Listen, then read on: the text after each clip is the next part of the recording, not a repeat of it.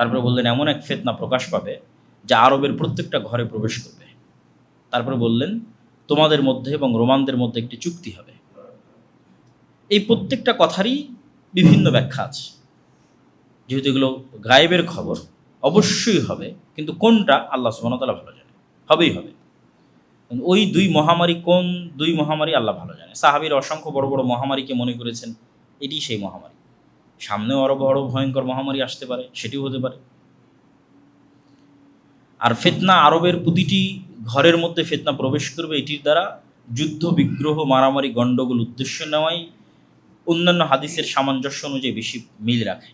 কেন রাসূল সাল্লাল্লাহু আলাইহি ওয়াসাল্লাম অন্য হাদিসগুলোতে বলেছেন অচিরেই ফোরাত নদীর মধ্যে থেকে এমন এক স্বর্ণের পাহাড় বের হবে যেটা নিয়ে সারা আরব যুদ্ধে জড়িয়ে পড়বে, ভয়ঙ্কর যুদ্ধ। তো এমন এক ফিতনা, যে ফিতনা আরবের প্রতিটা ঘরে যুক্ত হবে, সেটা এইরকম যুদ্ধ বিগ্রহ গৃহযুদ্ধ মারামারি গণ্ডগোল এই টাইপ কিছু। এবং এই বিষয়গুলোকে অবিশ্বাস করার কিছু নাই। এই জন্য অবিশ্বাস করার কিছু নাই যে আজ থেকে 200 বছর আগেও মানুষের কাছে এটা আশ্চর্য মনে হতো যে এই মাটির নিচে তেল আছে এবং গ্যাস আছে এবং সেটা মানুষ ব্যবহার করে বিদ্যুৎ পরিচালনা করবে। এইটার চাইতে তো অন্তত কম আশ্চর্যের নয় যে সোনা থাকবে। এটা বেশি আশ্চর্যের এখন যেটা আমরা ইউজ করতেছি। কাদের জন্য? যারা আগে চলে গেছে। আজ থেকে 200-300 বছর আগে যারা চলে গেছে, তারা যদি আজকের পৃথিবীতে আসে এবং দেখে এই পৃথিবীর মাটির নিচ থেকে গ্যাস এবং তেল বের হচ্ছে, আর সেই গ্যাস এবং তেল দিয়ে মানুষ ফ্যান চালাচ্ছে এবং ইলেকট্রিসিটি ইউজ করতেছে, তো তাদেরকে যদি বলা হয় অচিরেই এখান থেকে একটা স্বর্ণ বের হবে, কোনটা আশ্চর্য? যেটা দেখবে এটা বেশি আশ্চর্য। সুতরাং যা রাসূল সাল্লাল্লাহু আলাইহি ওয়াসাল্লাম বলেছেন তাই হবে। ব্যাখ্যার ভিন্নতা থাকতে পারে, বাস্তবে সরাসরি স্বর্ণ হতে পারে, দামি কিছু হতে পারে। এই ফিতনার পরেই বা এই ফিতনার সাথে কানেক্টেড রেখেই রোমানদের সাথে মুসলমানদের একটি চুক্তি হবে, যা রাসূল সাল্লাল্লাহু আলাইহি ওয়াসাল্লাম বললেন। রোমান দ্বারা খ্রিস্টানেরাই উদ্দেশ্য, তবে যেই সময় রাসূল সাল্লাল্লাহু আলাইহি ওয়াসাল্লাম বলতেছেন সেই সময় আসলে আমেরিকা বলে কোনো দেশের অস্তিত্ব ছিল না এবং ইসরায়েল বলে কোনো দেশের অস্তিত্ব ছিল না। এবং আজ থেকে 500 বছর পরে যদি মানুষ এই হাদিস পড়ে, তার কাছেও ভিন্ন ব্যাখ্যা মনে হতে পারে, আমাদের কাছে ভিন্ন ব্যাখ্যা মনে হতে পারে। সুতরাং নির্ধারিত করা কঠিন। এতটুকু নির্ধারিত করা সম্ভব যে খ্রিস্টানদের সাথে, কোন খ্রিস্টানদের সাথে? ইউরোপের খ্রিস্টান, রাশিয়ার খ্রিস্টান না আমেরিকার খ্রিস্টান? খ্রিস্টানদের সাথে মুসলমানদের চুক্তি হবে এবং এই চুক্তির ফলে তারা তৃতীয় আর এক শত্রুর বিরুদ্ধে যুদ্ধ করবে। সেই তৃতীয় শত্রু হিন্দু, ইহুদি অথবা বৌদ্ধ অথবা অন্য কেউ, আল্লাহ ভালো জানে। সেই তৃতীয় শক্তির বিরুদ্ধে যুদ্ধে খ্রিস্টান এবং মুসলমানেরা বিজয়ী হবে এবং তাদের মধ্যে ছোট্ট একটা বিষয় নিয়ে তর্ক বিতর্ক, গণ্ডগোল এবং সেখান থেকে আবার যুদ্ধ। সে বিষয়টা হবে ক্রুশকে উঁচুতে উঠিয়ে সেটিকে বিজয়ী করার এক ঘোষণা, যেটা একজন মুসলমানের ইমানে আঘাত দেবে এবং সেও তাকে হত্যা করবে অথবা ক্রুশকে ভেঙে ফেলবে। তো এই যে খ্রিস্টান এবং মুসলমানের এবার মুখোমুখি দাঁড়িয়ে যাচ্ছে, এটিই হচ্ছে পৃথিবীর ইতিহাসের সবচেয়ে বড় যুদ্ধ। অতীতে যা যুদ্ধ হয়েছে সেগুলোও এর মতো নয়, আরও ভবিষ্যতে যা যুদ্ধ হবে সেগুলো এর মতো নয়, এবং ওই ঘটনার পরে আরও যা যুদ্ধ হবে সেগুলো এর মতো নয়। এটা পৃথিবীর ইতিহাসের সবচেয়ে বড় যুদ্ধ, যেটাকে বলা হয়েছে মালহামা, অথবা যেটা বাইবেল এবং অন্যান্য গ্রন্থে আর্মাগেড্ডন নামে উল্লেখিত আছে। এই যুদ্ধটা মূলত হবে মুসলমান এবং খ্রিস্টানদের মধ্যে, এবং এই যুদ্ধটা হবে তুরস্ক এবং সিরিয়ার সীমান্তবর্তী অঞ্চলে। তো এই ভয়ঙ্কর যুদ্ধের বর্ণনা দিতে গিয়ে রাসূলুল্লাহ সাল্লাল্লাহু আলাইহি ওয়াসাল্লাম বলেছেন যে এই ভয়ঙ্কর যুদ্ধ কিছু বর্ণনায় আছে 4 দিন, কিছু 5 দিন, কিছু 6 দিন। এবং এই ভয়ঙ্কর যুদ্ধে এত বেশি মানুষ মারা যাবে যে 1 মাস যদি একটা পাখি আকাশে উড়ে তবুও লাশের সারি শেষ করতে পারবে না, এবং মানুষ গনিমতের মাল পেয়ে খুশি হবে না এই জন্য যে ওয়ারিস নাই। 100 জন যদি একটা বংশে থাকে, 99 জনই মারা গেছে, তাহলে ওয়ারিস কে হবে? ওয়ারিস তো নাই। সুতরাং কী নিয়ে সে আনন্দ হবে? কার সাথে জিনিস ভাগ বাটোয়ারা করবে?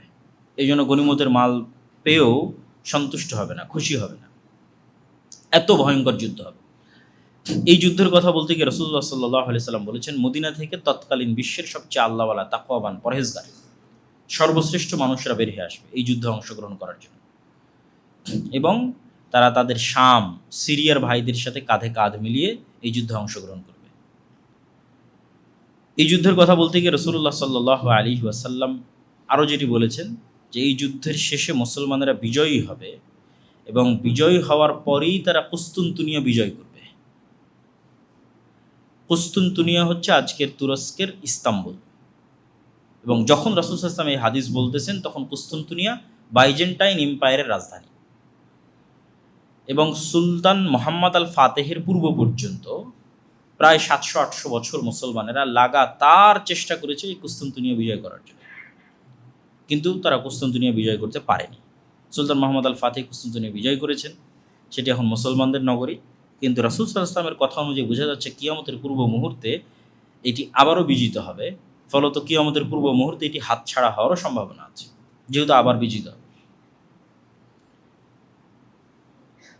এবং এই কুস্তান্তনিয়া বিজয়ের কথা রাসূল সাল্লাল্লাহু আলাইহি ওয়াসাল্লাম আর এক হাদিসে এইভাবে উল্লেখ করছেন যে লা তাকুমুস সাআহ, ততদিন পর্যন্ত কিয়ামত হবে না যতদিন না ইসহাক আলাইহিস সালাতু ওয়াস সালামের বংশের ৭০,০০০ মানুষ এমন এক শহরে যুদ্ধ না করে যেই শহরের এক পাশে সমুদ্র এবং আর এক পাশে সমতল, জানিবুহাল বার ওয়া জানিবুহাল বাহর, এক পাশে সমুদ্র আর এক পাশে সমতল, ইসহাক আলাইহিস সালাতু ওয়াস সালামের বংশের।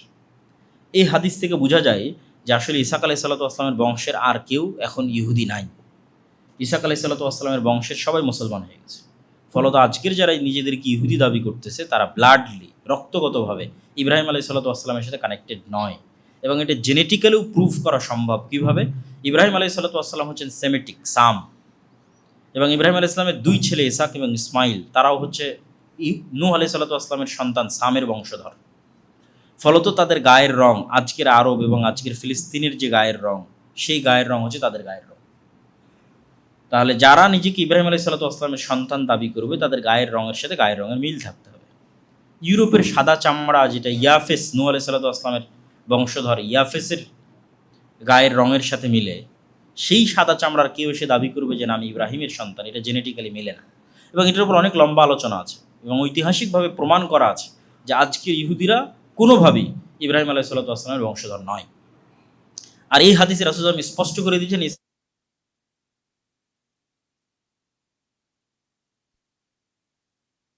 এক শহরে, যে শহরের এক পাশে সমুদ্র এবং এক পাশে সমতল, এবং এই শহর কোনো অস্ত্র দিয়ে বিজয় হবে না। এই শহর বিজয় হবে মুজাহিদদের মুখের ধ্বনিতে, আল্লাহু আকবার, লা ইলাহা ইল্লাল্লাহ, এই আওয়াজে দেওয়াল পড়ে যাবে এবং বিজয় হবে।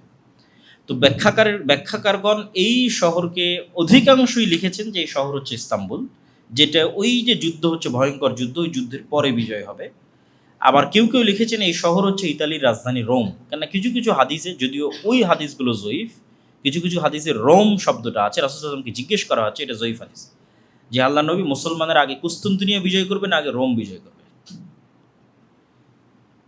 তো দুটি ব্যাখ্যাই হতে পারে, আল্লাহু আলাম। কেন হতে পারে সেটাও বলে দিই, যে এই যুদ্ধে খ্রিস্টানেরা যেহেতু তাদের সর্বোচ্চ শক্তির সমাবেশ ঘটাবে, যা পৃথিবীর ইতিহাসের সবচেয়ে বড় যুদ্ধ হবে, এবং রাসূল সাল্লাল্লাহু আলাইহি ওয়াসাল্লামের বলা ভাষা অনুযায়ী প্রায় 10 লক্ষ সেনাবাহিনী এই যুদ্ধে অংশগ্রহণ করবে, একদম পদাতিক মাঠে উপস্থিত থাকবে 10 লক্ষ। তাহলে এত বিশাল সৈন্য সমাবেশ করার পরে যখন খ্রিস্টানরা পরাজিত হয়ে যাবে, তখন মুসলমানদেরকে বাধা দিবে এরকম কোনো শক্তি পৃথিবীতে থাকবেই না। কেননা সবচেয়ে বড় যুদ্ধ তো হয়ে গেছে, যেই যুদ্ধে খ্রিস্টানরা তাদের সবচেয়ে বেশি শক্তির বহিঃপ্রকাশ ঘটিয়েছে, সেই যুদ্ধে তাদের পরাজয় হয়েছে। ফলত এখন সামনে বাধা দানকারীর কেউ নাই, এখন শুধু বিজয় আর বিজয়। সেই বিজয় ইস্তাম্বুল হতে পারে, সেই বিজয় ইতালির রাজধানী রোম হতে পারে, সেই বিজয় পুরো ইউরোপ হতে পারে। এবং এগুলো ঈসা আলাইহিস সালাতু ওয়াস সালাম আসার পূর্বেই, দাজ্জাল আসার পূর্বেই। এই জন্য অনেক মানুষ যারা শুধু এই হতাশাতেই থাকে যে আর কিচ্ছু হবে না, যেই দিন ইমাম মাহদি আসবে সেই দিন হবে, যেই দিন ঈসা আলাইহিস সালাম আসবে সেই দিন হবে। কিন্তু হাদিসের কনটেক্সট বলতেছে যে দাজ্জাল আসার পূর্বেই, ঈসা আলাইহিস সালাম আসার পূর্বেই মুসলমানেরা সারা পৃথিবী বিজয় করে নেবে। আমার এবং আপনার মতো সাধারণ মানুষেরা, নতুন কোনো নবী ছাড়া, নতুন কোনো কোরআন ছাড়া এবং নতুন কোনো হাদিস ছাড়া, নতুন কোনো নবী ছাড়া, নতুন কোনো নবীর সহচর্য ছাড়া, নতুন কোনো নবীর সোহবত ছাড়া, নতুন কোনো কোরআনের সোহবত ছাড়া, সহচর্য ছাড়া, নতুন কোনো হাদিসের সহচর্য ছাড়া, যেই কোরআন এবং যে হাদিস আমাদের কাছে আছে, এই কোরআন, এই হাদিস, এবং যেমন আমাদের মাঝে কোনো নবী নাই, এরকম কোনো নবীবিহীন অবস্থাতেই আমাদের মতো সাধারণ মানুষরা সারা পৃথিবী বিজয় করে নেবে এই কোরআন দিয়ে, হাদিস। এই জন্য কাজের অনেক কিছু আছে। আপনি শুধু শেষ জামানার বিষয় নিয়ে আলোচনা করবেন আর সেগুলো নির্ধারণ করতে থাকবেন, কিন্তু ওগুলোর চেয়ে বড় জিনিস তো আপনার কাছে আছে, সেটা কোরআন এবং হাদিস। এটা থেকেই তো এত বড় বিজয় হবে। তাহলে ওই কোরআন এবং হাদিসের উপর আমল করাই তো কাজ। এটা সব শেষে আরও একবার বলবো এই কথাটা। তো এই ঘটনার পরে যখন মুসলমানদের বিজয় অভিযান আর থামছে না, চলছেই, তখন এটাকে থামানোর জন্যই শয়তান আড়াল থেকে বলবে দাজ্জাল তোমাদের বাড়ি ঘরে প্রবেশ করে গেছে, এবং এটা হবে পৃথিবীর ইতিহাসের সবচেয়ে বড় শকিং নিউজ। এত বড় শকিং নিউজ পাওয়ার কারণে আর বিজয় অভিযান পরিচালনা না করে সবাই রিটার্ন ব্যাক করবে শামে, দামেস্কে, ফিলিস্তিনে, যে আসলেই দাজ্জাল আমাদের বাড়ি ঘরে ঢুকে গেছে কিনা। কিন্তু এটা মিথ্যা নিউজ, তখনও দাজ্জাল বের হয়নি। তারপরে যখন তারা ফিরে আসবে ততক্ষণে দাজ্জাল সত্যি বের হয়ে যাবে, এবং দাজ্জাল যখন বের হয়ে যাবে তখন এক নিমিষে, এক মিনিটে যেই মুসলমানেরা 10 লক্ষ বাহিনীর একটা বাহিনীকে পরাজয় করে কুস্তুনতুনিয়া, ইতালি, ইউরোপ, জেরুজালেম, ভারত সব বিজয় কমপ্লিট করে ফেলেছে, সেই মুজাহিদ বাহিনী দেখবে যে এক নিমিষে তাদের ক্ষমতা জিরো, তাদের পাওয়ার জিরো। কেননা দাজ্জাল যখন আসবে সে এক্সট্রা অর্ডিনারি অলৌকিক ক্ষমতা নিয়ে আসবে, এবং সেই এক্সট্রা অর্ডিনারি অলৌকিক ক্ষমতার সামনে তারা বেবাস, লাচার, কোনো ক্ষমতা, কোনো পাওয়ার তাদের থাকবে না। কেমন অসহায় তারা হয়ে যাবে, এত অসহায়ত্ব যে রাসূল সাল্লাল্লাহু আলাইহি ওয়াসাল্লাম বলছেন যে দাজ্জাল ইরাক এবং শামের মধ্যবর্তী এক শহরের মধ্যে দিয়ে অতিক্রম করবে, তো কোনো এক শহরে গিয়ে বলবে তোমরা আমার প্রতি ঈমান আনয়ন করো, তো সেই শহরের মানুষ তার প্রতি ঈমান আনয়ন করবে, তখন ধন সম্পদ ওই শহরের মানুষের পিছনে এমনভাবে ছুটবে যেভাবে মৌমাছির চাকের সাথে লেগে থাকে। তারপরে আর এক শহরে গিয়ে দাজ্জাল বলবে তোমরা আমার প্রতি ঈমান আনয়ন করো, সম্ভাব্য ওই শহর দামেস্ক, শামের কোনো নগরী যেখানে মুসলমান এবং মুজাহিদরা বসবাস করতেছে, তারা বলবে যে না, আমরা তোমার প্রতি ঈমান আনয়ন করবো না। তখন আসমান এবং জমিনের ফসল উৎপাদনের ব্যবস্থাপনা তাদের জন্য এমনভাবে বন্ধ করে দেওয়া হবে যে তাদের কাছে খাবারের কোনো ব্যবস্থাপনাই থাকবে না। ফলত যেহেতু কোনো খাবারই উৎপন্ন হচ্ছে না, ঘাসও যেহেতু উৎপন্ন হচ্ছে না, ফলমূল শাকসবজি তো বহুদূরের কথা, ঘাসও যেহেতু উৎপন্ন হচ্ছে না, তখন বাঁচার জন্য তাদের বাড়িতে থাকা যে আগের যে ফার্নিচারগুলো আছে, কাঠ, টেবিল, সেগুলো চিবিয়ে চিবিয়ে এর মধ্যে থেকে রস বের করার চেষ্টা করবে, এবং এটাই খাদ্যদ্রব্য হিসেবে বানিয়ে বেঁচে থাকার চেষ্টা করবে। এই রকম অসহায় অবস্থায় চলে যাবে। এবং যেহেতু দাজ্জাল এক্সট্রা অর্ডিনারি ক্ষমতা নিয়ে এসেছে, পাওয়ার নিয়ে এসেছে, এবং এটা আল্লাহ সুবহানাহু ওয়া তাআলাই তাকে দিয়েছে, ফলত এখান থেকে ঈমান বাঁচিয়ে এইরকম কষ্টের মধ্যে টিকে থাকা এত সহজ হবে না। একমাত্র তারাই পারবে যাদের ন্যূনতম 1 টাকার প্রতিও অবৈধ লোভ নাই। আজকে আপনি আপনার নফসকে চেক করে দেখেন যে একটা অবৈধ টাকার প্রতি আপনার লোভ আছে কিনা, তাহলে নিশ্চিত জেনে থাকেন আপনি দাজ্জালের ফিতনা থেকে বাঁচতে পারবেন না। কেন দাজ্জাল যখন আসবে তখন সকল টাকা পয়সা দাজ্জালের কাছে, আর আপনাকে কিসের জন্য প্রস্তুত হবে? মরার জন্য। কিচ্ছু থাকবে না, টাকা পয়সা, না ধন দৌলত, না খাবার দাবার, না বাড়িঘর, মৃত্যু, সাক্ষাৎ মৃত্যু। তাহলে যার 1 টাকাও অবৈধর প্রতি লোভ আছে সে বাঁচতে পারবে না। এটাই হলো চেক পয়েন্ট যে আপনার ইমানের, তাহলে আপনার 1 টাকাও অবৈধ লোভের প্রতি যেন না থাকে, এবং আপনি মৃত্যুকে যেন ভয় না পান, বরং মৃত্যুকে আপনি জান্নাতে যাওয়ার ওসিলা মনে করেন। এইটার জন্যই তো ওই 2টা ঈমান লাগবে, যে 2টা ঈমানের আলোচনা আমরা শুরুতে করেছি। পুনরুত্থানের প্রতি মজবুত বিশ্বাস এবং আল্লাহর প্রতি মজবুত ঈমান, এই 2টা ছাড়া কেউ এই স্যাক্রিফাইস করতে পারবে না। যে মৃত্যু ভয় নয়, মৃত্যু কি জান্নাতে যাওয়ার মাধ্যম, ফলত আনন্দের সাথে সে মৃত্যুকে অ্যাকসেপ্ট করবে, এবং দাজ্জালের যেটা জাহান্নাম হবে সেটার মধ্যে ঢুকে যাবে, আর দাজ্জালের যেটা জান্নাত হবে সেটাকে ধোঁকা মনে করবে। এই লেভেলের ঈমান সে কোথায় থেকে অর্জন করবে? এই লেভেলের ঈমান ছিল আসহাবুল উখদুদের ঈমান, আসহাবে কাহাফের ঈমান। আসহাবে কাহাফ তাদের ঈমান বাঁচানোর জন্য সারা পৃথিবী থেকে ডিসকানেক্টেড হয়ে গেছে, যে আমরা ঈমান বিক্রি করব না, কিন্তু সারা পৃথিবী থেকেই ডিসকানেক্টেড, আলাদা গুহায় গিয়ে আশ্রয় নিয়েছে। এই জন্য বলা হয়েছে দাজ্জালের ফিতনা থেকে বাঁচতে চাইলে সূরা কাহাফ বা সূরা কাহাফের প্রথম 10 আয়াত, কেন সূরা কাহাফের মধ্যে অনেক শিক্ষণীয় লার্নিংস, টিচিংস আছে, এবং কোরআনের সবচেয়ে ব্যতিক্রম 4-4টা ঘটনা এই সূরা কাহাফের মধ্যে উল্লেখ করা আছে। এত ব্যতিক্রম কোরআনে যত ঘটনা উল্লেখ করা আছে তার মধ্যে সবচেয়ে ব্যতিক্রম ঘটনা হলো এগুলো। যেমন জুলকারনাইনের সাথে ইয়াজুজ মাজুজের সাক্ষাৎ, যেই ইয়াজুজ মাজুজ আবার পৃথিবীতে আসবে, এটা একটা ব্যতিক্রম ঘটনা। জুলকারনাইন কোথায় গেল, কোথায় ইয়াজুজ মাজুজকে পেল, আর কোথায় তাদেরকে আড়াল করে রাখলো। তারপরে আসহাবে কাহাফের ঘটনা, তারপরে হচ্ছে খিজির আলাইহিসসালাতু ওয়াসসালামের সাথে মুসা আলাইহিস সালামের সাক্ষাতের ঘটনা। এটা আরও আশ্চর্যের, যে মুসা আলাইহিস সালাম দাবি করছে তিনি সবচেয়ে জ্ঞানী, আল্লাহ বলছে না, আমার আরও একজন জ্ঞানী বান্দা আছে। কোথায়? আল্লাহ কোনো শহর বলে না, গ্রাম বলে না, লোকেশন এক্সাক্ট বলে না, বলে মাছ নাও, সমুদ্রের ধার দিয়ে হাঁটতে থাকো, যেখানে জীবিত মরা মাছ জীবিত হয়ে যাবে সেখানে পাবা। এবং মরা মাছ যেখানে জীবিত হয়ে যাচ্ছে সেখানে যখন তাকে পাওয়া যাচ্ছে, তখন যে 3টা ঘটনা ঘটতেছে, এগুলো পৃথিবীর ফিজিক্স অনুযায়ী অসম্ভব। যে একটা বাচ্চা ভবিষ্যতে তার বাপ মাকে হত্যা করবে, তাই আমি অতীতে তাকে হত্যা করতেছি। টাইমকে নিয়ে যে এই খেলা, এটা পৃথিবীতে শুধু সায়েন্স ফিকশনের মধ্যেই সম্ভব, বাস্তবে সম্ভব নয়। কিন্তু এটা খিজির আলাইহিস সালাম বাস্তবে করতেছে।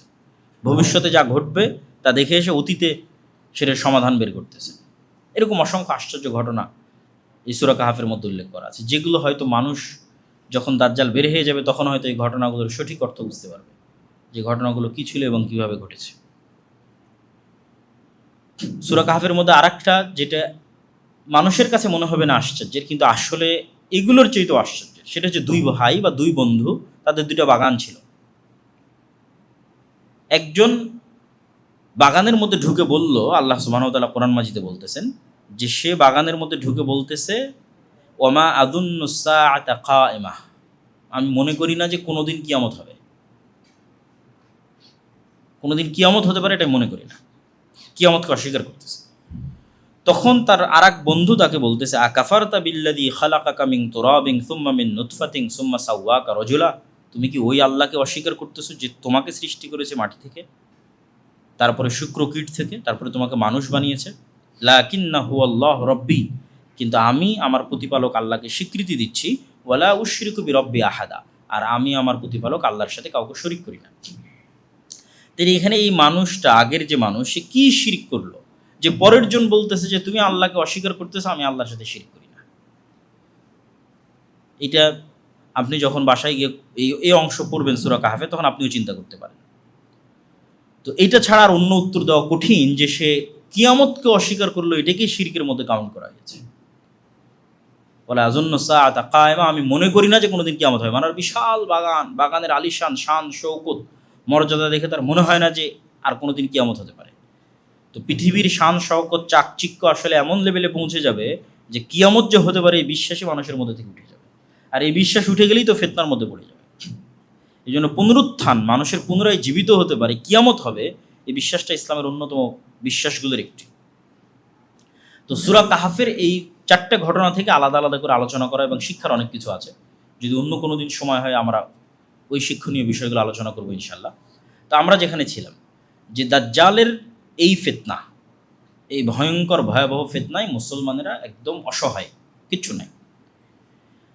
আর ঠিক দাজ্জাল যখন আসতেছে তখন আসলে খ্রিস্টান এবং ইহুদিরা অসহায়, কেন ওই যে ভয়ঙ্কর যুদ্ধে তাদের পরাজয় হয়েছে এবং মুসলমানেরা সব বিজয় করে নিচ্ছে। ফলত দাজ্জাল দাজ্জালও মাসিহ, ঈসাও মাসিহ, দুইজনই উদ্ধারকারী, দুইজনই বিপদ থেকে উদ্ধারকারী। একজন মিথ্যা উদ্ধারকারী, একজন সত্য উদ্ধারকারী। তো মিথ্যা উদ্ধারকারী বিপদ থেকে উদ্ধার করবে ইহুদিদেরকে, খ্রিস্টানদেরকে, যদিও অধিকাংশ খ্রিস্টান মুসলমান হয়ে যাবে, মুসলমান না হওয়ার মধ্যে শুধু ইহুদিরাই থাকবে। ফলত কিছু খ্রিস্টান এবং বেশিরভাগ ইহুদিকে বিপদ থেকে উদ্ধার করার জন্য দাজ্জাল আসবে। আর বাস্তবিক বিপদ থেকে উদ্ধার করবে কেন? তখন সকল ক্ষমতা দাজ্জালের। এবার যেহেতু সকল ক্ষমতা দাজ্জালের, তাহলে বিপদে কারা? মুসলমানেরা। তাহলে এখন মুসলমানদের বিপদ থেকে উদ্ধার করবে সত্য মাসিহ, উনিও মাসিহ, ঈসা মাসিহ। এবং যেহেতু তাকে বিপদ থেকে উদ্ধার করতে হবে, এই জন্য তাকে আল্লাহ সুবহানাহু ওয়া তাআলা দাজ্জালের চেয়েও বেশি এক্সট্রাঅর্ডিনারি অলৌকিক ক্ষমতা দিয়ে পাঠাবেন। দাজ্জালের হাতে যা অলৌকিক ক্ষমতা আছে তার চেয়ে বেশি অলৌকিক ক্ষমতা ঈসা আলাইহিস সালামের কাছে থাকবে, এবং সত্য এবং পার্মানেন্ট। এবং ঈসা আলাইহিস সালাতু ওয়াস সালামের বিষয়ে রাসূল সাল্লাল্লাহু আলাইহি ওয়াসাল্লাম বলছেন যে তার নিঃশ্বাসে কাফেরের মৃত্যু হবে, যে কোনো কাফের তার নিঃশ্বাসের এরিয়ার মধ্যে পড়লেই মারা যাবে। এবং উনি দাজ্জালকে যদি অস্ত্র প্রয়োগে হত্যাও না করেন, শুধু তাকে দেখলেই দাজ্জালের মৃত্যু হবে, লবণ যেভাবে পানিতে গলে যায় সেভাবে। তো ঈসা আলাইহিস সালাতু ওয়াস সালামও এক্সট্রা অর্ডিনারি অলৌকিক ক্ষমতা নিয়ে আসবে, যেটার মোকাবেলা আর দাজ্জাল করতে পারবে না। ফলত মিথ্যার সামনে যখন সত্য উপস্থিত হয় তখন যা হওয়ার তাই হবে। মিথ্যা মাসিহের সামনে যখন সত্য মাসিহ উপস্থিত হবে তখন তার সকল মিথ্যার জাল ফাঁস হয়ে যাবে এবং সে পরাজিত হবে, তাকে হত্যা করবে ঈসা আলাইহিস সালাম নিজে হাতে। এবং ওই যে ইহুদিরা বিভিন্ন পাথর এবং গাছের আড়ালে আশ্রয় নেবে, ওই ঘটনা এখন ঘটবে। সকল হাদিসকে মিলালে এই ঘটনা এখনই ঘটবে, যে দাজ্জালের সাথে যে 70,000 আসপাহানের ইহুদিরা থাকবে, এরা তখন দাজ্জালের মৃত্যুর পর বিভিন্ন পাহাড়ের গুহায়, পাথরে, গাছের আড়ালে লুকাবে। তখন ওই যে অলৌকিকত্ব একবার প্রকাশ পেয়ে গেছে, গায়েবের অলৌকিকত্ব একবার প্রকাশ পেয়ে গেছে, ওটা আরও বিভিন্ন জায়গায় দেখা যাবে। তখন গাছ এবং পাথরও বলা শুরু করবে, ইয়া আব্দাল্লাহ, হে আল্লাহর বান্দা, আসো, এখানে একজন ইহুদি লুকিয়ে আছে, তাকে হত্যা করো। এবং যেই পৃথিবীর সবচেয়ে বড় ফিতনা যেই ঈসা আলাইহিস সালাতু ওয়াস সালামের হাত দিয়ে ধ্বংস হলো, সেই ঈসা আলাইহিস সালাতু ওয়াস সালামকে আল্লাহ সুবহানাহু ওয়া তাআলা বলবেন, এখন যে ফিতনা আসবে সেটা তুমিও মোকাবেলা করতে পারবে না, এটা হচ্ছে ইয়াজুজ মাজুজের ফিতনা। তাহলে পৃথিবীর সবচেয়ে ভয়ঙ্কর ফিতনা দাজ্জালের ফিতনা, যা মোকাবেলা করতে পারেনি স্বাভাবিক মুমিন মুজাহিদরা, যারা কোনো নবী ছাড়াই, কোনো নতুন কোরআন এবং নতুন হাদিস ছাড়াই সারা পৃথিবী বিজয় করে ফেলেছে, তারা দাজ্জালের ফিতনার সামনে তাদের ঈমান ধরে রাখতে পারবে, কিন্তু দাজ্জালের সাথে ফাইট দিতে পারবে না। এবার যেই ঈসা আলাইহিস সালাতু ওয়াস সালামের মাধ্যমে দাজ্জালকে পরাজিত করা হলো, সেই ঈসা আলাইহিস সালামকে বলা হবে যে এখন যারা আসবে তাদের সাথে আপনিও পারবেন না, ফলত আপনি তুর পাহাড়ে গিয়ে আশ্রয় নেন, মুমিন মুজাহিদদেরকে সহ তুর পাহাড়ে আশ্রয় নেন। এবং ইয়াজুজ মাজুজের সংখ্যাধিক্যের কথা বলতে গিয়ে রাসূলুল্লাহ সাল্লাল্লাহু আলাইহি সাল্লাম বলেছেন, এটা সহিহ হাদিস, যে বনু আদমের প্রতি ১,৯৯৯ জন জাহান্নামে, আদমের সন্তানের প্রত্যেক ১,৯৯৯ জাহান্নামে। এই হাদিস শুনে সাহাবায়ে কেরাম অত্যন্ত ভীত সন্ত্রস্ত হয়ে গেলেন, যে প্রতি ১,৯৯৯ মানে আমরা কেউ তাহলে আর জান্নাতে যেতে পারতেছি না, সম্ভব নয়। তখন রাসূল সাল্লাল্লাহু আলাইহি ওয়াসাল্লাম তাদেরকে আশ্বস্ত করলেন যে এই ৯৯৯ জন জাহান্নামে যাবে, এর অধিকাংশ, এখানে আর পরিমাণ বলেননি, এর অধিকাংশ ইয়াজুজের মাজুজের বংশধর, তথা ইয়াজুজ মাজুজ আদমের সন্তান, দাজ্জাল আদমের সন্তান। দাজ্জাল মানে কোনো দেশ, কোনো প্রযুক্তি, এআই, চ্যাট জিপিটি, আমেরিকা না, দাজ্জাল মানুষ এবং আদমের সন্তান। ইয়াজুজ মাজুজ মানুষ এবং আদমের সন্তান। তো যদি আমরা ৯৯৯ না ধরি, ৯০০ ধরি, যে অধিকাংশ মানে ৯০০ ধরেন, এমনি এক্সাম্পল, ফর এক্সাম্পল, এক্সাক্ট কত আল্লাহ ভালো জানে, তাহলে আদম থেকে নিয়ে কিয়ামত পর্যন্ত যা মানুষ এসেছে, ইয়াজুজ মাজুজকে তার ৯০০ গুণ হতে হবে। এখনকার ৬০০ কোটি মানুষের ৯০০ গুণ নয়, আদম থেকে নিয়ে কিয়ামত পর্যন্ত যা মানুষ আসবে তার ৯০০ গুণ হচ্ছে ইয়াজুজ মাজুজ। তাহলে তাদের সংখ্যা কত বিশাল হতে পারে, কত ব্যাপক হতে পারে। তো এখানে একটা প্রশ্ন স্বাভাবিকভাবে মানুষের মনে উত্থাপিত হয়, যে কোথায় সেই দাজ্জাল আর কোথায় সেই ইয়াজুজ মাজুজ, এখন কেন তাদেরকে আমরা দেখি না? বিশেষ করে বিজ্ঞানের এই উৎকর্ষতা, বিজ্ঞানের এই সফলতা মানুষকে অনেক সময় এই বিষয়গুলোকে অস্বীকার করার দিকে নিয়ে যায়। অথচ আমি চিন্তা করি যে মানুষ যদি উল্টা দিক থেকে চিন্তা করে, সায়েন্সকে এই অ্যাঙ্গেলে চিন্তা না করে, ভিন্ন অ্যাঙ্গেলে চিন্তা করে, তাহলে মানুষ চিন্তা করতে পারবে যে মানুষ যদি এত দূর করতে পারে, আল্লাহ তাহলে কত দূর পারে। তখন অ্যাঙ্গেলটাই ভিন্ন হয়ে যাবে, চিন্তা করার স্টাইলটাই ভিন্ন হয়ে যাবে। যে আপনি সায়েন্সকে দেখে পরকাল এবং কিয়ামতকে অস্বীকার করবেন না, আরও পরকাল চাক্ষুষ দেখতে পাবেন, যে মানুষই এই করতে পারছে, তার আল্লাহ কী করতে পারে। আমার ফিঙ্গারপ্রিন্ট দিয়ে পুলিশ ধরে ফেলতেছে, ফরেন্সিক রিপোর্ট দিয়ে পুলিশ ধরে ফেলছে, এই রিভলভার আমি ইউজ করেছি, এটা যে মানুষ করতে, আল্লাহ কী করতে পারে কিয়ামতের মাঠে। তো চিন্তার ধরনটা পাল্টালে বর্তমান যে সায়েন্স, এটা আপনাকে আরও গায়েবকে চোখে দেখার সুযোগ দিবে। আজ থেকে ২০০ বছর আগের মানুষ এগুলো দেখার সুযোগ পেত না, দেখতেছে। তো ফলত আপনার ঈমান আরও মজবুত হওয়া উচিত। তো স্পেসিফিক এটার যেটা উত্তর, সেটা হচ্ছে যে আল্লাহু আলা কুল্লি শাইইন কাদির, আল্লাহ সকল কিছুর উপর ক্ষমতাবান। ফেরেশতা এবং জিনের অস্তিত্বের উপর বিশ্বাস করা যেমন আমাদের ঈমানের অংশ, অথচ আমরা তাদের দেখি না, কেন প্রত্যেকটা সৃষ্টিকে আল্লাহ সুবহানাহু ওয়া তাআলা তার নিজস্ব সীমাবদ্ধতার মধ্যে রেখে দিয়েছে। একটা পিঁপড়ার দেখার সীমাবদ্ধতা আর একটা মানুষের দেখার সীমাবদ্ধতা এক নয়। একটা সাপের দেখার সীমাবদ্ধতা আর একটা মানুষের দেখার সীমাবদ্ধতা এক নয়।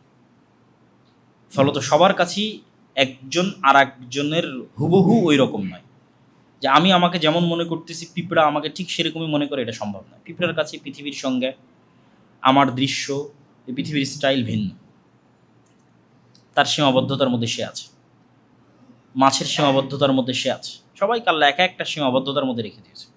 এগুলো এক একটা আলাদা আলাদা জগৎ। পিঁপড়ার জগৎ আলাদা, সাপের জগৎ আলাদা, মাছের জগৎ আলাদা, ঠিক সেরকম ফেরেশতা এবং জিনদের জগৎ আলাদা। ওরা যেমন আমাদের লেভেল পর্যন্ত পৌঁছতে পারতেছে না, আমরা তেমন ওদের লেভেল পর্যন্ত পৌঁছতে পারবো না, ডাইমেনশন ভিন্ন। অথচ ওরা আমাদেরকে দেখাচ্ছে পরিপূর্ণরূপে দেখতে পাচ্ছে, ঠিক আমরা যেমন পিঁপড়াকে পরিপূর্ণরূপে দেখতে পাচ্ছি, অথচ পিঁপড়া তার পাল্টা আমাকে পরিপূর্ণরূপে আমাকে অ্যানালাইসিস করতে পারতেছে না। তো এই স্টাইলেও আল্লাহ সুবহানাহু ওয়া তাআলা রেখে দিতে পারেন। আল্লাহ ভালো জানেন আল্লাহ সুবহানাহু ওয়া তাআলা কীভাবে রেখেছেন। এবং আল্লাহ সুবহানাহু তাআলার পবিত্র কোরআনের বর্ণনা অনুযায়ী যে আসমান সৃষ্টিতে আল্লাহর যা সময় লেগেছে, জমিন সৃষ্টিতে আল্লাহর তাই সময় লেগেছে, এবং আল্লাহ আসমানকে যেমন 7টা সৃষ্টি করেছে, জমিনকেও তেমন 7টা সৃষ্টি করেছে। ফলত আসমানের যে বিশালতা, জমিনেরও কাছাকাছি ওরকমই বিশালতা হওয়ার সম্ভাবনা আছে।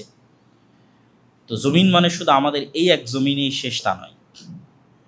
আর আল্লাহ বলেছেন প্রত্যেক জমিনে তার আদেশ অবতীর্ণ হয়।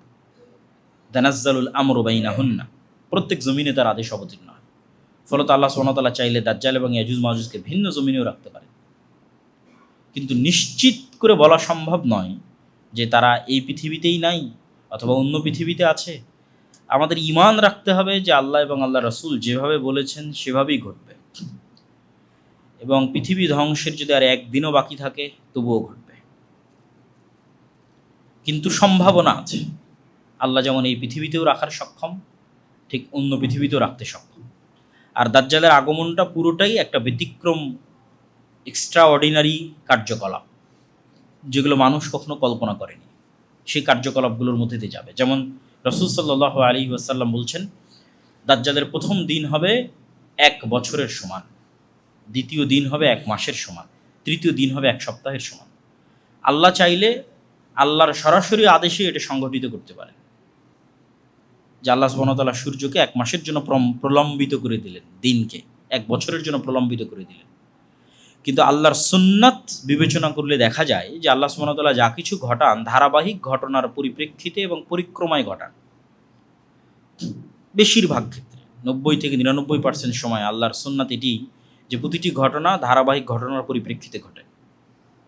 ইউসুফকে কুয়া থেকে বের করতে হবে, তার জন্য আল্লাহ ফেরেশতা দিয়ে তাকে বের করে নিবে, সাধারণত এরকম হয় না, কিন্তু আল্লাহ চাইলে পারতেন। ওটাও একটা ঘটনার মাধ্যমে ঘটবে। একদল মানুষের খাবারের প্রয়োজন, পানির প্রয়োজন, তারা দেখতেছে ওখানে পাখি উঠতেছে, তাহলে ওখানে মনে হয় পানি আছে, সে কুয়াতে যাবে, সেখানে বালতি ফেলবে, দেখবে একটা বাচ্চা বেরিয়ে আসলো ইউসুফ। আল্লাহ সুবহানাহু ওয়া তাআলা ইউসুফ আলাইহিস সালাম যখন জেলে, তখন চাইলে জিবরাইল দিয়ে ফেরেশতা দিয়ে দেওয়াল ভেঙে তাকে জেল থেকে বের করে দিতে পারতেন। কিন্তু ওইটাও আল্লাহ একটা ঘটনার পরিক্রমার মধ্যে দিয়ে ঘটাচ্ছেন। উনি 7 বছর জেল খাটবেন, তারপরে তার যারা সঙ্গী ছিল তাদেরকে সে দিনের দাওয়াত দিবে। ওই সঙ্গীরা যখন মুক্তি পাবে, বাদশাহ একটা স্বপ্ন দেখবে, সেই স্বপ্নের ব্যাখ্যা কেউ করতে পারবে না। ওই সঙ্গী তখন বাদশাকে বলবে যে এই স্বপ্নের ব্যাখ্যা একজন জানে, যে জেলের মধ্যে আছে। এবার ওটার ওসিলায় সে জেল থেকে বের হবে। কত সূক্ষ্মভাবে একটার পর আর একটা ঘটতেছে। তো আল্লাহর সুন্নাত দেখলে বোঝা যায় ঘটনার ধারাবাহিকতাতেই ঘটার কথা। তথা এটা পৃথিবীর ইতিহাসের একটা ভয়ঙ্কর ঘটনা যে পৃথিবী একদিন হবে 1 বছরের সমান। তাহলে বড় কোনো ঘটনার পরিপ্রেক্ষিতে এই ঘটনা ঘটবে। আসমান এবং জমিনকে স্বাভাবিক হতেই ওই বড় ঘটনার ধাক্কা সামাল দিতেই একদিন হতে হবে 1 বছরের সমান, একদিন হতে হবে 1 মাসের সমান, একদিন হতে হবে 1 সপ্তাহের সমান। কিন্তু ঘটনা কি আল্লাহ সুবহানাহু ওয়া তাআলা ভালো জানে। কিন্তু আল্লাহর সুন্নাত বলে কোনো ঘটনার ধারাবাহিকতা এটা ঘটবে। তবে আল্লাহ চাইলে এমনিও ঘটাতে পারে। কোনো ঘটনা ঘটলো না, স্বাভাবিকভাবে আল্লাহ সুবহানাহু ওয়া তাআলা একদিনকে 1 বছরের সমান করে দিলেন, একদিনকে 1 মাসের সমান করে দিলেন, একদিনকে 1 সপ্তাহের সমান করে দিলেন। ওয়া আলা কুল্লি শাইইন কাদির। আল্লাহ সকল কিছুর উপর ক্ষমতাবান। তো দাজ্জাল এবং কিয়ামতের পূর্ব মুহূর্তে সংঘটিত ফিতনাগুলো আলোচনা করার পর আমাদের জন্য শিক্ষণীয় কি? আমাদের জন্য 1 নাম্বার শিক্ষণীয় হচ্ছে কবে ঘটবে, কখন ঘটবে এটার প্রতি ফোকাস না দিয়ে, এখন ঘটতেছে কাল ঘটতেছে এটার প্রতি ফোকাস না দিয়ে 2টি জিনিস মাথায় রাখতে হবে। রাসূল সাল্লাল্লাহু আলাইহি ওয়াসাল্লাম বলেছেন, যে ব্যক্তি মৃত্যুবরণ করলো তার কিয়ামত সংঘটিত হয়ে গেল। তাহলে আমি যদি এখন মারা যাই, আমার কিয়ামত আসলে এখনই হয়ে গেছে। এবং এই কথাটা বাস্তবেও সত্য। কেন সত্য? কিয়ামত হলে কি হবে? আপনি পরকাল দেখবেন, গায়েব দেখবেন। তো আপনি মৃত্যুবরণ করার সাথে সাথেই তো আপনি গায়েবের জগতে যাত্রা শুরু করবেন। আপনি ফেরেশতাও দেখবেন, জান্নাতের ঠান্ডা বাতাসও পাবেন, জাহান্নামের লু হাওয়াও দেখবেন, কবরে ফেরেশতারা আপনাকে জিজ্ঞাসাবাদ করবে সেটাও দেখবেন, হয় জান্নাতে পাখি হিসেবে উড়ে বেড়াবেন। তাহলে তো গায়েব তো আপনি দেখেই নিলেন। তো গায়েব যেহেতু দেখে নিলেন, পরকাল তো আপনার দেখা হয়ে গেছে। তাহলে আপনার পরকাল দেখার জন্য দাজ্জাল আসা পর্যন্ত অপেক্ষা করতে হবে, ইমাম মাহদী আসা পর্যন্ত ঘটে না। আপনার পরকাল তো আপনার মৃত্যু, ওইটার মাধ্যমেই তো পরকালের পথে আপনার যাত্রা শুরু। তাহলে কোনটা কবে ঘটবে এটার প্রতি ফোকাস না দিয়ে, আমি যেহেতু মারা যাব সেহেতু আমার কিয়ামত আমার মৃত্যুর সাথে সংশ্লিষ্ট। 2 নম্বর, কোনটা কবে ঘটবে, তখন বড় কি হবে, বিশাল কি হবে। এই কথাটা আমি বক্তব্যের মধ্যে বারবার বলেছি যে নতুন কোনো নবী আসবে না। নতুন কোনো কোরআন আসবে না, নতুন কোনো হাদিস আসবে না। তাহলে বিশাল কি হলো? যদি এরকম হতো যে হ্যাঁ দাজ্জাল আসবে, এখন নতুন একজন নবী আসবে, নতুন একটা কোরআন আসবে, তাহলে অনেক বিশাল কিছু হতো। কিন্তু ঈসা আলাইহিস সালাম এসে তো এই কোরআনেরই অনুসরণ করবে। আর ঈসা আলাইহিস সালাম আসার পূর্বেই যে মুমিন মুজাহিদরা বিজয় হবে, তারা কোন কোরআন অনুসরণ করে? এই কোরআন অনুসরণ করে। তাহলে আসলে যেটা সবচেয়ে বড় ঘটনা, এটা তো 1400 বছর আগে ঘটে গেছে। সেটা যে মুহাম্মদ সাল্লাল্লাহু আলাইহি ওয়াসাল্লামের আগমন এবং কোরআনের অবতীর্ণ হয়, এটা সবচেয়ে বড় ঘটনা। তাহলে আর এর চেয়ে বড় কোনো ঘটনা আসলে সামনে ঘটতেছে না। আর বড় কোনো ঘটনা যদি ঘটেও থাকে, সেগুলো এগুলোর অনুসরণে, মানে এই এক্সিস্টিং কোরআনের অনুসরণে, এই এক্সিস্টিং হাদিসের অনুসরণে। তাহলে সবচেয়ে বড় ঘটনা এখানেই আছে।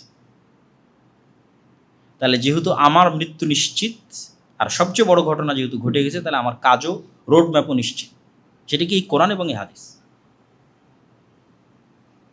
এবং যারা আজকের যুগের প্রোডাক্টিভিটি নিয়ে কাজ করে, তারা এটা নিয়ে খুব গবেষণা করেছে যে মানুষ যদি তার প্রভাবিত এরিয়া নিয়ে কাজ করে, দ্রুত সফল হয়। আর মানুষ যদি তার প্রভাবের বাইরের এরিয়া নিয়ে কাজ করে, তাহলে ব্যর্থ হয়। ধরেন ইরান এবং আমেরিকা যুদ্ধ করে কি হবে, এটাতে আপনি কোনো প্রভাব রাখতে পারবেন না, কোনো চেঞ্জিং আনতে পারবেন না ইরান এবং আমেরিকার যুদ্ধের মধ্যে। কিন্তু আপনি এখন সকালবেলা উঠে 10টা আয়াত তেলাওয়াত করলে আপনার নেকিতে 10টা নেকি যুক্ত হবে। ফজরের সালাত আদায় করলে নেকি যুক্ত হবে। আপনি আপনার ব্যবসায় যদি আরও ফোকাস রাখেন, 10টা টাকা ইনকাম হবে। তাহলে আপনার চেঞ্জিং আনার ক্ষমতার এরিয়া কতখানি, ওইটার প্রতি আপনি যত ফোকাস দেবেন, তত আপনি সফল হবেন, পরকালেও দুনিয়াতে। আর যেই জায়গার মধ্যে আপনি কোনো চেঞ্জিংয়ে আনতে পারবেন না, সেটার প্রতি আপনি যত ফোকাস দেবেন, শুধু সময় নষ্ট। ওই পেপার, পত্রিকা, ভিডিও, ইউটিউব, ফেসবুক দেখেই ওই পর্যন্ত শেষ, সময় নষ্ট। হ্যাঁ, যতটুকু না জানলেই নয়, সেটা ভিন্ন বিষয়। কিন্তু যেই এরিয়াতে আপনি চেঞ্জ আনতে পারবেন, সেটা হচ্ছে আপনার আমল, আপনার কাজ, আপনার মৃত্যুর জন্য প্রস্তুতি। এবং আপনি যদি মনে করেন যে না ঠিক আছে, ওই সময়ে আপনি আছেন, তবুও আপনি ফিতনা থেকে বাঁচতে চান, এটাও যদি মনে করেন, তবুও তো এই আমলের বাইরে উপায় নেই। ঈসা আলাইহিস সালাতু ওয়াস সালাম, বেশিরভাগ হাদিস, ঈসা আলাইহিস সালাম ফজরের সময় অবতীর্ণ হবে মসজিদে। তো আপনি ফজরের সালাতেই নেই, ঈসা আলাইহিস সালাম আসলেও তো আপনি পাবেন না। এমনি একটা উদাহরণ হিসেবে বললাম আর কি, যে বেশিরভাগ হাদিসে আছে ঈসা আলাইহিস সালাম ফজরের সালাতে অবতীর্ণ হবে। তাহলে আপনার যদি ফজরের সালাতেই মসজিদে যাওয়ার প্র্যাকটিস না থাকে, তো আপনি ঈসা আলাইহিস সালামের সময়ও যদি থাকেন, আপনি ঈসা আলাইহিস সালামের সঙ্গী হতে পারবেন না। তাহলে আপনার কাজ কি? আমল, প্র্যাকটিস, যা রাসূল সাল্লাল্লাহু আলাইহি ওয়াসাল্লাম করে গেছে তাই, ওটাই ঈসা আলাইহিস সালাতু ওয়াস সালাম করবেন। এবং আমাদের যে বিষয়টি সবসময় মনে রাখতে হবে, সেটা হচ্ছে রাসূল সাল্লাল্লাহু আলাইহি ওয়াসাল্লাম আমাদেরকে দাজ্জালের ফিতনা থেকে পরিত্রাণ চাওয়ার দোয়া শিখিয়ে গেছেন। দাজ্জালের ফিতনার সময়ে থাকার দোয়া শিখিয়ে যাননি। ইমাম মাহদী এবং ঈসা আলাইহিস সালামের সঙ্গী হওয়ার জন্য কোনো দোয়া শিখিয়ে যাননি। আমাদেরকে কিসের দোয়া শিখিয়েছেন? আল্লাহুম্মা ইন্না আউযুকা মিন ফিতনাতিল মাসীহিদ দাজ্জাল, যে আল্লাহ দাজ্জালের এই ভয়ঙ্কর ফিতনা পৃথিবীতে আসার আগেই যেন আমি ঈমান নিয়ে পৃথিবী থেকে বিদায় নিতে পারি। কেন আমাদের আলটিমেট সফলতা তো জান্নাতে যাওয়া। তাহলে এই জন্য কাজ সুনির্ধারিত, মৃত্যু সুনির্ধারিত, রোডম্যাপ সুনির্ধারিত। নতুন কিছু পৃথিবীতে আসলে ঘটতেছে না, যা ঘটার তা 1400 বছর আগে ঘটে গেছে। ওইটার উপর আমল করাই হচ্ছে আমার এবং আপনার কাজ, এবং মৃত্যুর জন্য প্রস্তুতি নেওয়া হচ্ছে আমার এবং আপনার কাজ। এবং আল্লাহ সুবহানাহু ওয়া তাআলার কাছে আন্তরিকভাবেই দোয়া করা যে আসলে আল্লাহ সুবহানাহু ওয়া তাআলা দাজ্জালের এই ভয়াবহ ফিতনা থেকে যেন আমাদের রক্ষা করেন। আল্লাহুম্মা আমিন। আর যদি হ্যাঁ, এটাও ঠিক যে আল্লাহ কোরআনে বলছেন কিয়ামত হঠাৎ হবে, এবং রাসূল সাল্লাল্লাহু আলাইহি ওয়াসাল্লামের সময়ও যখন ইবনু সাইয়াদ, সে তাকে যখন মানুষ দাজ্জাল মনে করছে, আল্লাহ নবী বলছেন না যে না আমার সময় দাজ্জাল বের হবে না, এটা বলছেন না। তথা দাজ্জালের বের হওয়ার আশঙ্কা সবসময় আছে। রাসূল সাল্লাল্লাহু আলাইহি ওয়াসাল্লামের জীবদ্দশাতেও দাজ্জাল বের হওয়ার আশঙ্কা ছিল, যেটা হাদিসের ইবারতে বোঝা যায়। ওমর, যদি এ দাজ্জাল হয় তাহলে তুমি একে হত্যা করবে না, একে হত্যা করবে ঈসা আলাইহিস সালাম। আর এই যদি দাজ্জাল না হয়, তাহলে তুমি কেন নিরপরাধ মানুষকে হত্যা করবে? এর চেয়ে তো সহজ ছিল এই আনসার দেওয়া, জানেন না এখন দাজ্জাল বের হবে না। কিন্তু ওই আনসার রাসূল সাল্লাল্লাহু আলাইহি ওয়াসাল্লাম দেননি। তাহলে কিয়ামতও হঠাৎ সংঘটিত হবে, দাজ্জালও হঠাৎ বের হয়ে আসবে। তাহলে যদি আপনার সময় সেই সময় হয়, তাহলে আপনি কি দিয়ে ঈমান বাঁচাবেন? ওই সেম কাজ। পরকালের প্রতি আপনার বিশ্বাস যত মজবুত হবে, আল্লাহর তাওহীদের প্রতি আপনার ঈমান যত মজবুত হবে, দুনিয়ার শান শওকত চাকচিক্যের প্রতি আপনার লোভ যত কম হবে, যেটা আমি বলেছি, 1 টাকাও অবৈধ জিনিসের প্রতি যদি আপনার লোভ না থাকে, মৃত্যুকে যদি আপনি জান্নাতে যাওয়ার মাধ্যম মনে করতে পারেন, আল্লাহর সাথে সাক্ষাতের মাধ্যম মনে করতে পারেন, এবং মৃত্যুর জন্য যদি প্রস্তুত থাকেন যে মৃত্যু আসলে বড় ভয়ঙ্কর কিছু নয়, ভয়ের কিছু নয়, এটা আল্লাহর সাথে দেখা হওয়ার একটা মাধ্যম এবং জান্নাতে যাওয়ার একটা মাধ্যম, এবং সেটার জন্য যদি প্রস্তুত থাকতে পারে, এই বিষয়গুলো একত্রিত হলেই শুধু দাজ্জালের ফিতনা নয়, পৃথিবীর যে কোনো ফিতনা থেকে মুক্তি পাওয়া সম্ভব। আল্লাহ সুবহানাহু ওয়া তাআলা আমাদের তৌফিক দান করুক, আল্লাহুম্মা আমিন। আর এই ইমানের মজবুতির বিষয়গুলোই মূলত আল্লাহর পথে যাত্রা এই বইটিতে আলোচনা করা আছে, শুধু ইমান কেন্দ্রিক বিভিন্ন আলোচনা। তো সেই বইটিও আপনাদের অধ্যয়ন করার উদাত্ত আহ্বান জানাচ্ছি। আপনারা সকলে অবগত আছেন যে আমাদের দাওয়া সেন্টার পরিবর্তনের কাজ চলমান আছে। আমাদের যেটা নতুন দাওয়া সেন্টারের লোকেশন মিরপুর 11, এই রাস্তার যে পাশে আমরা আছি এই পাশেই মোহনা টিভির গলি বলে ওইটাকে। হয়তো আর 1 মাস থেকে 2 মাস লাগতে পারে আমাদের ওখানে যেতে, ওখানে কাজ চলমান। যে কেউ গিয়েও দেখে আসতে পারেন, যাতে লোকেশন চেঞ্জ হলে যেন আপনাদের জন্য সহজ হয় সেখানে যাওয়া। তো এই সমস্ত সকল কাজে আপনাদের আন্তরিক সহযোগিতা এবং দানের হাত প্রশস্ত করার উদাত্ত আহ্বান জানাই। আল্লাহ সুবহানাহু ওয়া তাআলা আমাদের সকলকে কবুল করুক, আল্লাহুম্মা আমিন।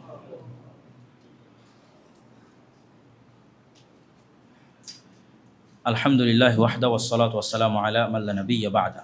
ইয়া আইয়ুহাল্লাযীনা আমানু সাল্লু আলাইহি ওয়া সাল্লিমু তাসলিমা। আল্লাহুম্মা সাল্লি আলা মুহাম্মাদ ওয়া আলা আলি মুহাম্মাদ কামা সাল্লাইতা আলা ইব্রাহিম ওয়া আলা আলি ইব্রাহিম ইন্নাকা হামিদুম মাজিদ। আল্লাহুম্মা বারিক আলা মুহাম্মাদ ওয়া আলা আলি মুহাম্মাদ কামা বারাকতা আলা ইব্রাহিম ওয়া আলা আলি ইব্রাহিম ইন্নাকা হামিদুম মাজিদ। ربنا ظلمنا أنفسنا وإن لم تغفر لنا وترحمنا لنكونن من الخاسرين. ربنا ظلمنا أنفسنا وإن لم تغفر لنا وترحمنا لنكونن من الخاسرين. ربنا ظلمنا أنفسنا وإن لم تغفر لنا وترحمنا لنكونن من الخاسرين.